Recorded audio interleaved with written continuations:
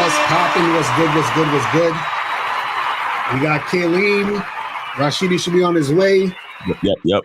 What's going on? What's good? So what's this topic about? The near-death experiences. Let's go in. Yeah. I mean, I'm just gonna go ahead and start it off. You know what I'm saying?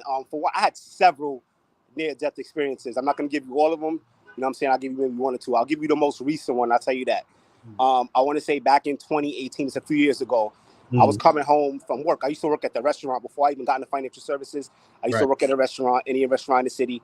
Those of you who know Manhattan, if you know it, you know it, on 23rd Street. But anyway, I was coming home from work one day. I had like shortness of breath. I was real fatigued, but I never felt sick as a kid. I was always athletic. I never really had no health issues. So I'm coming home from work. I'm on the train, and during rush hour, it's crazy. So the trains were packed.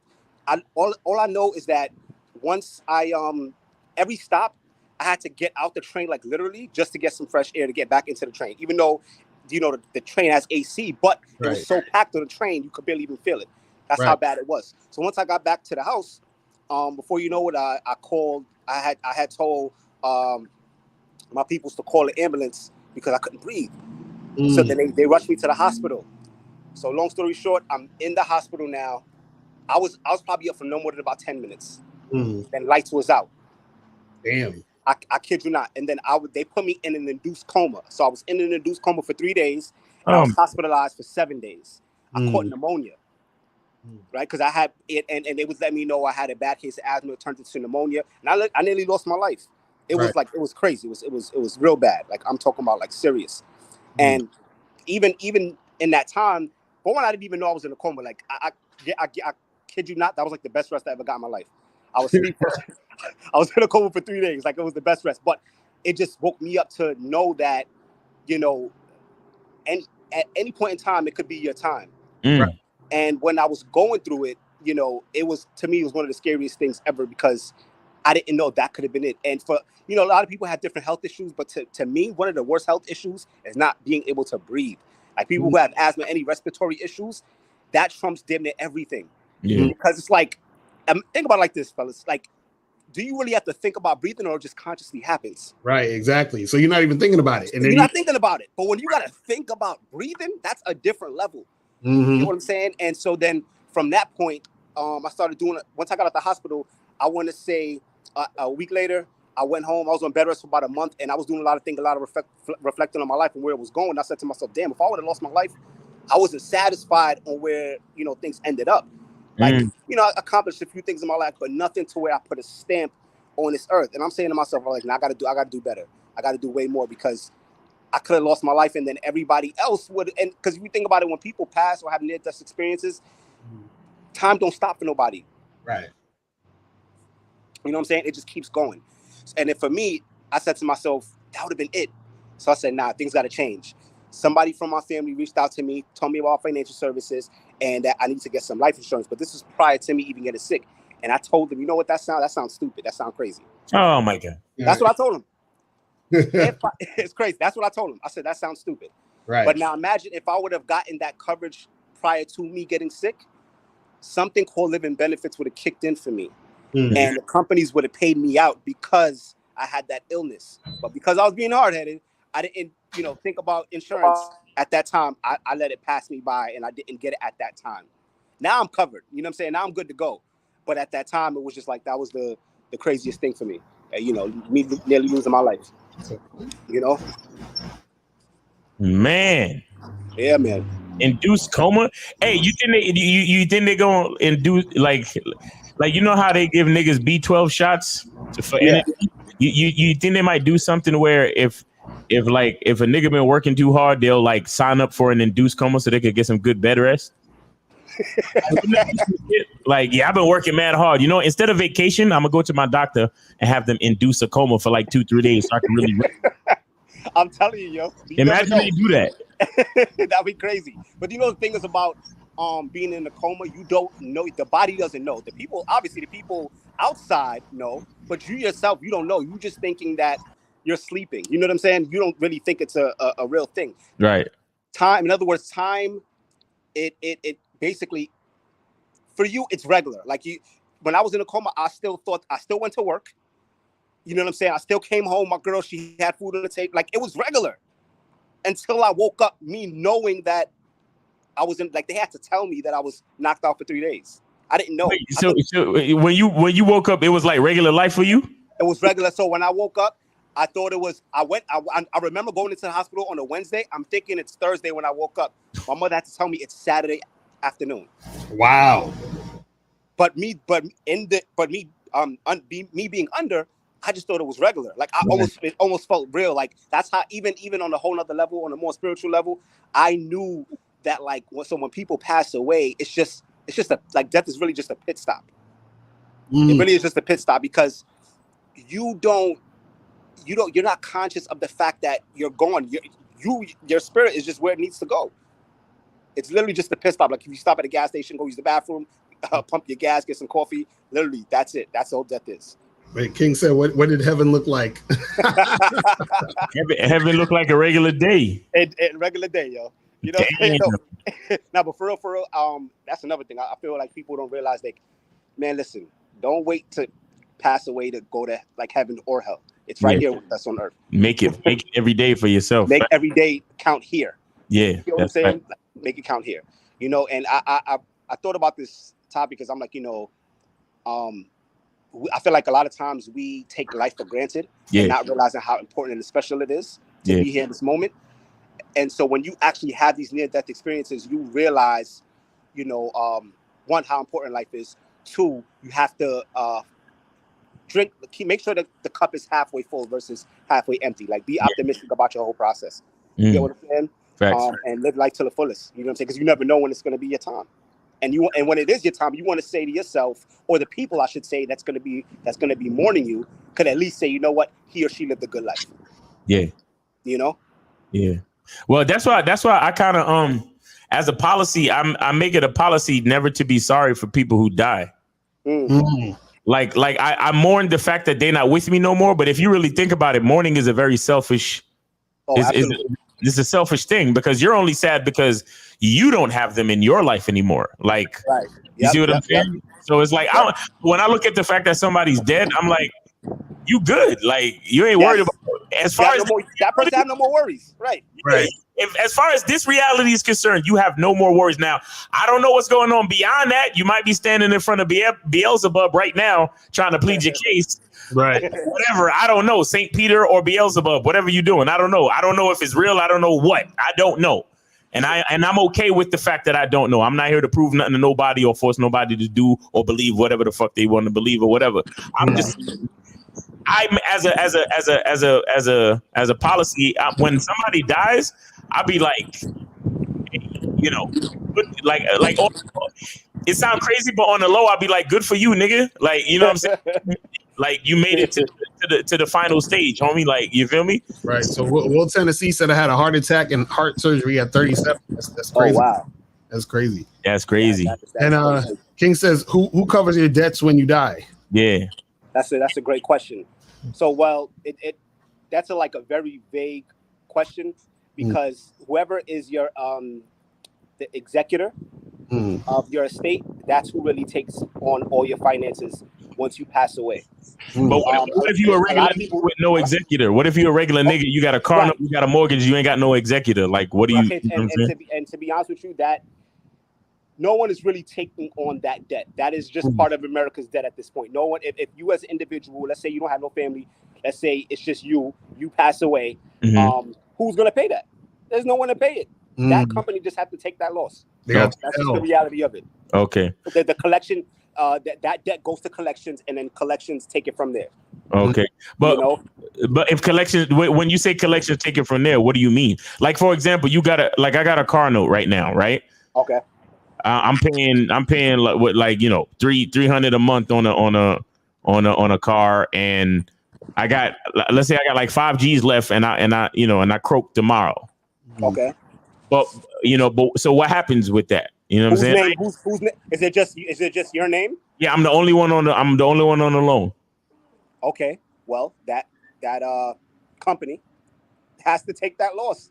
There's no way around it.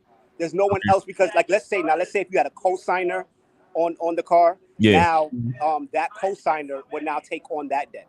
Okay. But if there's nobody else, if it's just you on the car, if it's just under your name and you pass, there's nothing that the companies can do at that point. It's just a loss for them. It's just a loss. Okay. You know. So he says, so can I run up my debt in my 60s and call it a day? Yikes with the always got the crazy questions. Nigga, but what if you live to 105, nigga? What happens? Right. Exactly. You know what I'm saying? Like don't create debt for yourself. That's the answer. That's right. You don't want to do that. That's not what you want to do. But like I said, if you have no family, and the truth is, even if you do have family, right, it's all about what's in your name. And this is a very advanced conversation, because then now you have what you call a straw man. A straw man is basically it's very complex. So you have yourself as a physical person, and then you have the straw man, which is your quote unquote name.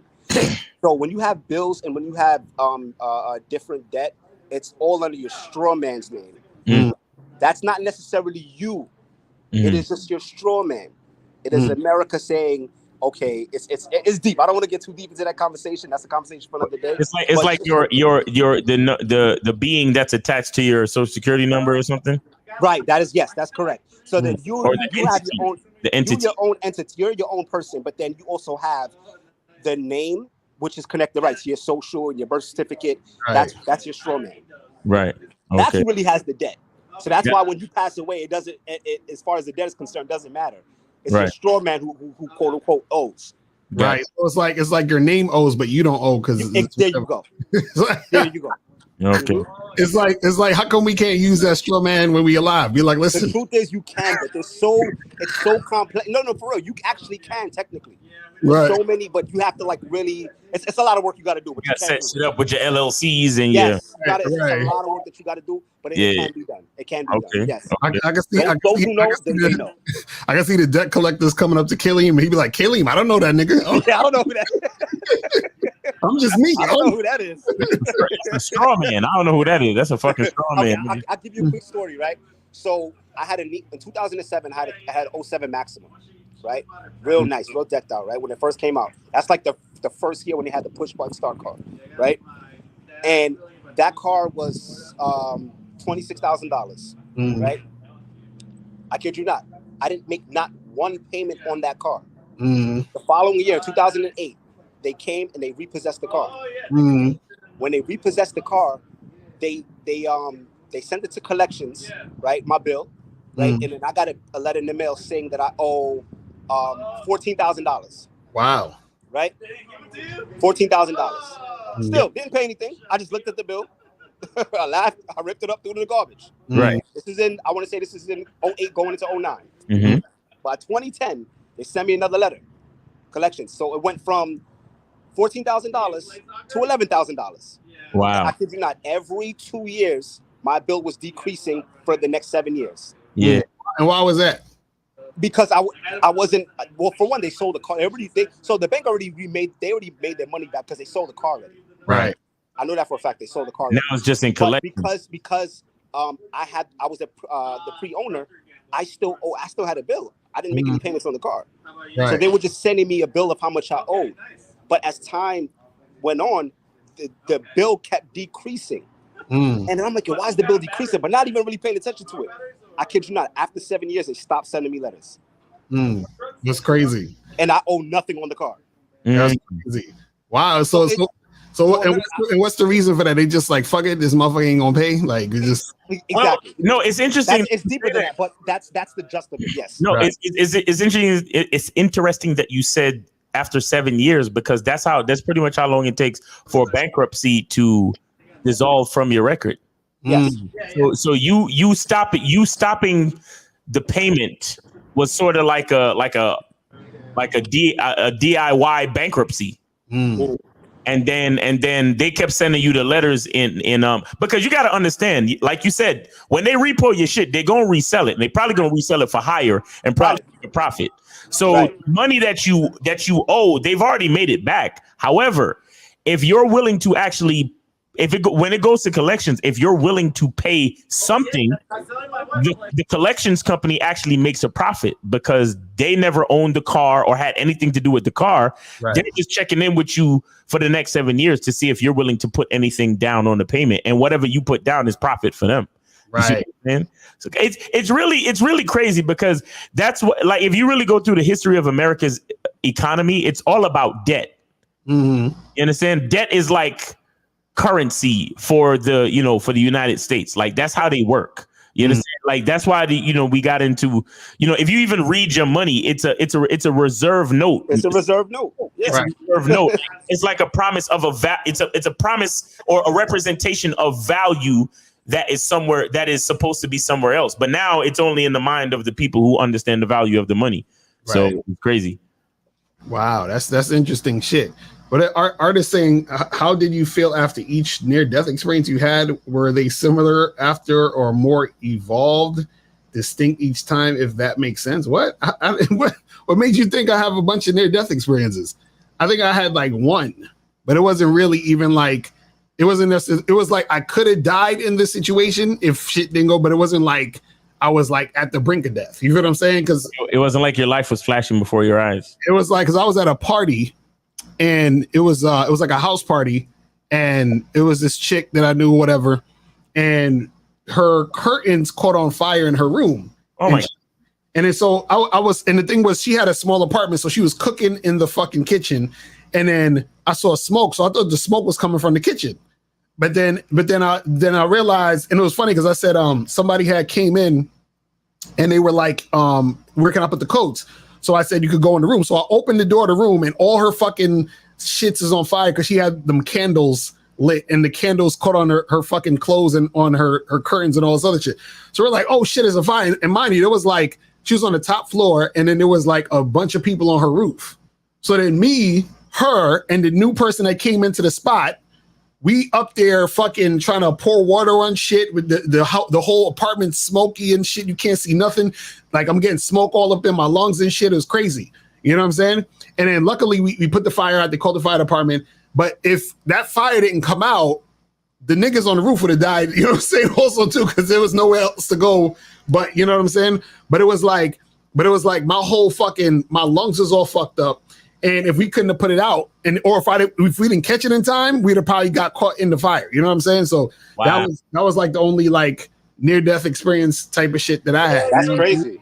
Yeah, you know what I mean? And even back then, and it's funny because when I think about it, this is a chick who I was simping for, because I remember I was like, yo, I was like, how was I? I was like, I had to be like 21 to 22, some shit. And I remember that chick because I was like, she was like, yeah, come to the party. And I'm like, okay. Yeah. It's like, I was like, yo, so me having a weak ass game, I could have died. Game saved lives, nigga. What the fuck? Facts. So yeah, so that was my only like near death. Well, there was another time where I got robbed, but I don't even think them niggas wasn't trying to kill me. They just they showed me the gun, but they wasn't trying to use it. Right. And so, but that was my only. Yeah, that was my only. My other. I need some t-shirts like that, man. That's dope. Yeah, that's the t-shirt right there. Yeah. So yeah, that's the thing, man. He said, were y'all butt naked, trying to put out the fire? Nah, we still had clothes on. But yeah, man. And I think the only other time was when I got robbed and shit, and it was like 7 niggas, and I was picking up some chick from the fucking train station and shit. They followed us around the corner, and then they fucking put the gun to us and was like, yo, take off your shit and give us this and that, all that other shit. So those are the only 2 times. Right. I guess it was a near-death experience for me. You know what I'm saying?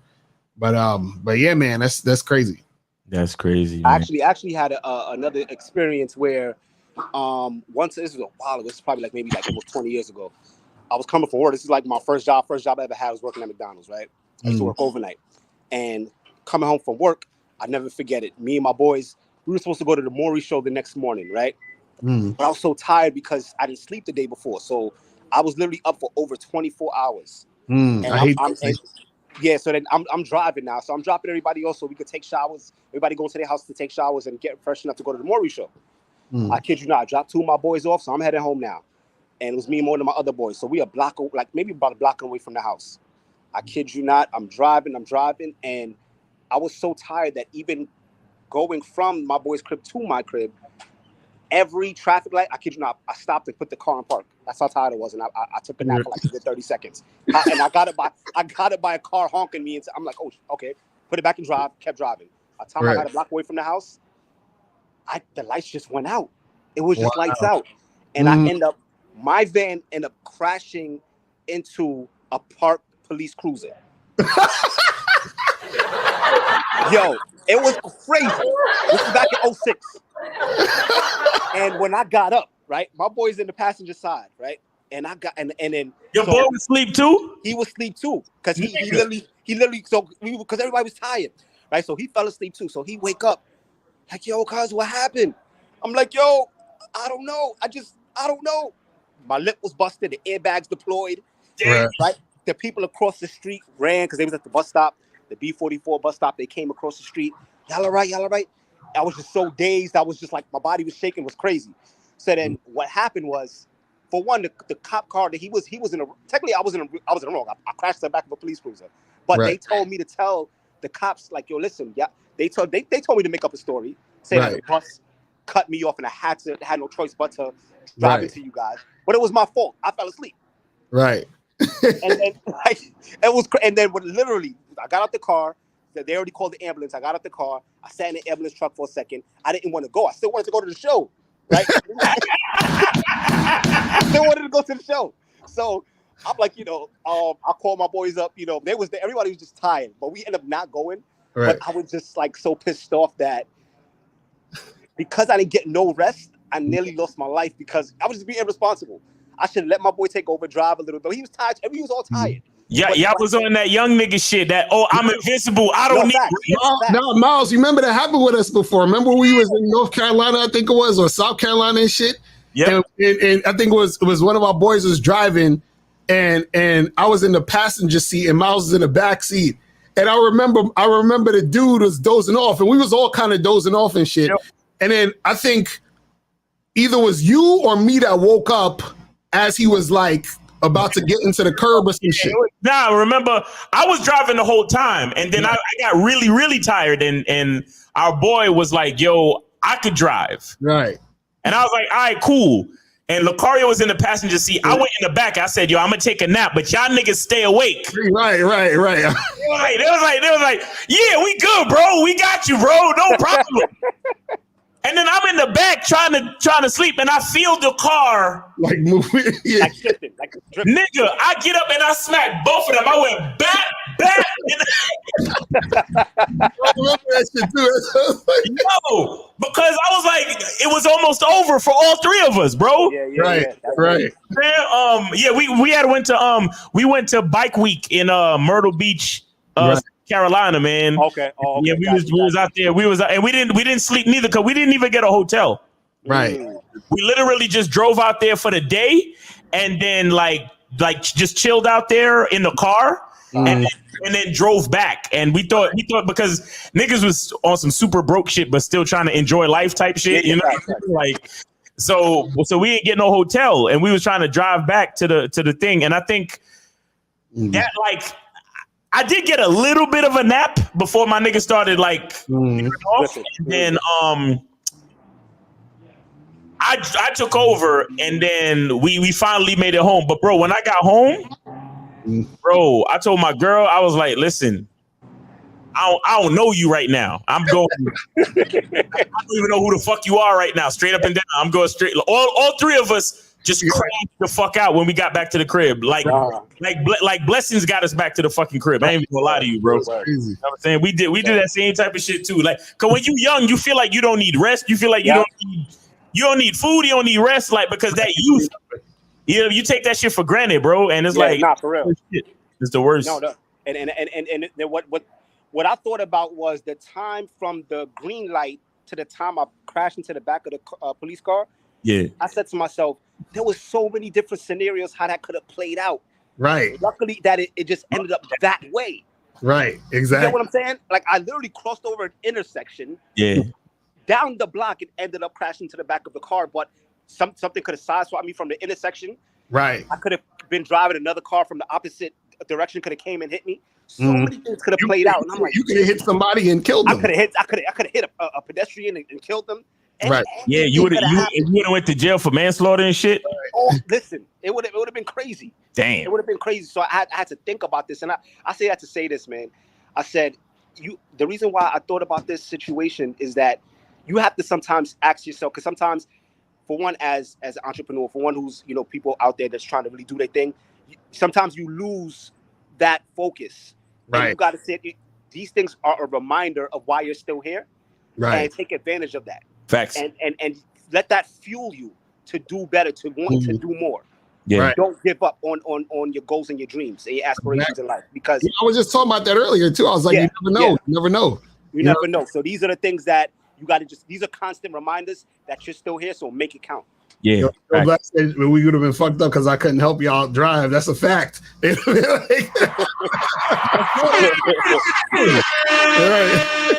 exactly what happened. But that's why Lucario was in the passenger seat. Right, exactly. It was me and my other man trying to drive. But bro, let me tell you something. As a young, did we pull off and take a nap on the side of the road? Didn't we do something like that? Yeah, I think we did for like a second. Yeah, I think we pulled off and took. Yeah, that's what we did. We pulled off and took a nap on the side of the road for like 30 minutes, something like that, bro. Like we needed that, bro. It was crazy. And we finally. But even when we got home, it was like super duper like tired shit, and all three of us was like, none of us could go to sleep. None of us. it was crazy. Like, either of us started like nodding off. Yo, we was playing. We had the windows down, all of that shit. Yep. Even for me now, because I travel back and forth from New York to North Carolina. Yeah. So then, and mind you, like, I don't like the way my shorty drives. I hate how she drives. She just drives like to the point where her reflexes are off, so that it scares me. Right. And from my prior experiences, right, I don't like if I feel uncomfortable with somebody driving, I'd rather just drive. Right. Like, and I told her, I said, look, baby, I got it. Don't worry. Just I got this. Don't worry. You know what I'm saying? So for me, they'll be like, the kids be like, when we leaving? When I'm ready. When I got enough rest. Right. Exactly. When I slept enough. That's a like, fact. That's it. That's it. Nigga, I've been in the car.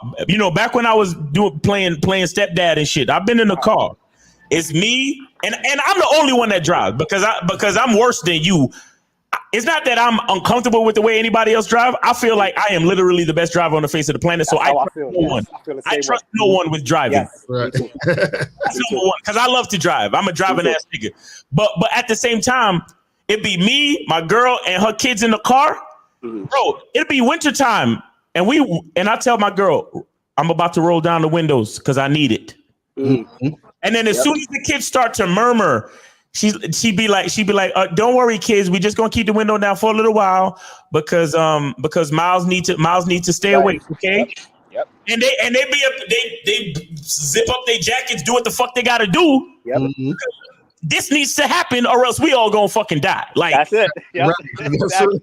You understand what I'm saying? No, for real. Exactly. Real shit, Absolutely. bro. Like real fucking shit, man. Absolutely. Driving, like, bro. I wonder. Like, I've been in one near death experience. I was zoned out, like falling asleep the same fucking way. The only thing that saved me was the bright red lights of the car in front of me. You understand? And it was like I was zoned out, and then the red lights kind of like triggered my mind. Because it wasn't even like I fell asleep. I was staring into space and just zoned out. That's how sleepy it was. Where my eyes didn't even close. I lost consciousness with my eyes wide open. But the lights of the car right in front of me, I was going like 60, and the car was coming, and I swerved out to the point where I fishtailed and almost lost control. But I was able to get back in control and make it. So that was number one. Another one, I was in a bus accident where the bus rolled like a couple of. Yeah, man, that's crazy. And four people died in the bus accident. You see what I'm saying? And I got injuries. I got a fucking staple in my arm right now. You know what I'm saying? I got contusions on my head. I actually got arrested because the fucking state trooper didn't even know that I was in the bus accident. She saw me taking pictures of the bus accident and accused me of some shit, and then I got arrested. And then another time. Another time it was as far as getting robbed and shit, you know what I'm saying? That type of shit. But see, the bottom line about like understanding near death experiences is to understand that there's no guarantee that we're gonna be here tomorrow. You know what I'm saying? You know, if you guys are serious about taking care of your family, or you know, or making your life actually matter on a financial tip, you got to look at life insurance, man. You really got to look at it. You know, you have to look at like especially if you have kids. Especially if you have kids, man, right. you really want them to have something. It's kind of like being able to pay child support instead of worrying about paying child support if you break up with their moms. Worry about paying child support after you break up with life. Right. You know what I'm saying? So you're able to support your children after you pass away from here. Make sure they could at least go to good schools, get some books, go to college, do something with their life, and still feel that support from you as their father, man. So make sure y'all call RKT Appraisals 973 420-5028 or go to rktappraisals.com. Talk to Rashidi or Kaleem, and they could get you set up on a good budget. They could, you know, see what kind of you know, life insurance policies you can qualify for and get your financials situated and straight, man, because all of us could probably think back to a time where we came very close to death. You know, and truth be told, I'm gonna tell you this is, you know, a lot of people don't really consider this, but this is real shit. Every time you call yourself going to sleep, understand that's a near-death experience. Right. That's a fact. Absolutely. Every single time you call yourself going to sleep, that's a near-death experience because there's nothing that guarantees that you have to wake back up. You understand? So that is a near-death experience. So you have a near-death experience every night, pretty much. All of us do. You understand? So consider that and consider the importance of life insurance, man. And man, yeah, man, good topic, Kaylee, man. This is a really good show. Facts. Well, so, thank you guys for having me on. That was I love that perspective, man. Like that was mind blowing just now what you just said. That was crazy. That's real shit. This month right here, the whole of September is Life Insurance Awareness Month. So guys, give us a call. We could definitely get you some quotes. I can get you policies as cheap as a tank. Not even taking gas. Gas expensive, but you know what I mean. It'll be less than your gas tank. All right. Well, just give us a call. Hit up the website like Miles was saying, and shout out to Monogamous Player. Yes, game does save lives. And thank you guys for having me. Yes, sir. Yes, sir. So make sure you guys go contact Kaleem Marashi there, rktappraisals.com. All right. So that's pretty much it, people. We are out of here. Remember, the truth is inside you. Peace. We gone.